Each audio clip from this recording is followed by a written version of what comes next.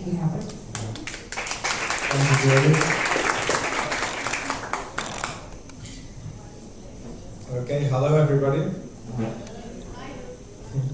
My name is Howard George Stirrup, and I'm not a doctor or a scientist, but sadly I did have to visit the city hospital over 30 times last year, and not once did I see anything like the scenes that we saw from Wuhan, China. In fact, I doubt that anybody has seen scenes like Wuhan anywhere else in the world. I bet you saw the cases of the flu drop 98% though, and I also bet that none of you believed it. I bet you also saw the costs to the economy for locking down family businesses. Did you see that the same organization that recommended it are also promoting that we should own nothing and share everything and be happy about it? It's stated in pretty colours on the United Nations website under Agenda 2030, and I really recommend that you look into it and tell everybody that you know about it, because to me it's communism, and it's being presented very pretty under the guise of safety, but it really is just communism. And if you learn from history, it will repeat itself if you don't learn from its mistakes.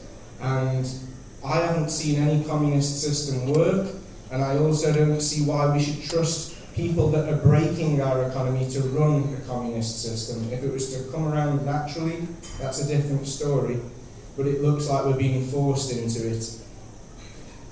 I also know that mosquitoes do not transmit HIV viruses.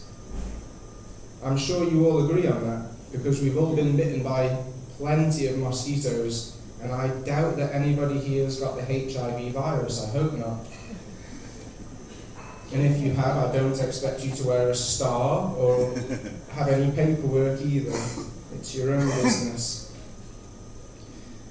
The contagion of disease might just be a profitable theory, as no viruses have ever been isolated, and just a small percentage of genome pairs are thrown into a computer to generate a whole sequence.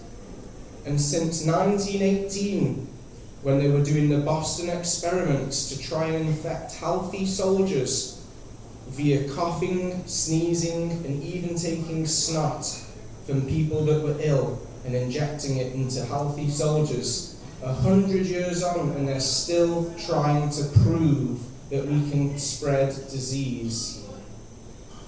I don't see why they can't prove it after 1 year, but maybe I'm wrong about the contagion of disease.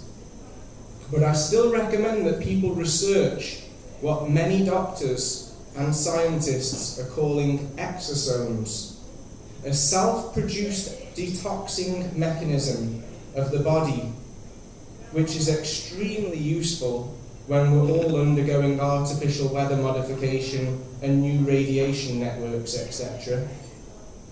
So even if I am wrong, and all these doctors are wrong for saying that exosomes are really viruses are really exosomes as they look the same under a microscope, even if we are wrong, I'll still say that it's blatantly wrong that the pharmaceutical industry make us so scared and feel at fault, infected before proven guilty, and even blackmail us to not get infected naturally. Because even though I don't trust the PCR test results, there's so many positives, and many of them positives survive. Imagine how many positives there would be if everybody was being tested, not just people that want to keep their job or travel. They'd be skyrocketing up. Everyone would be positive.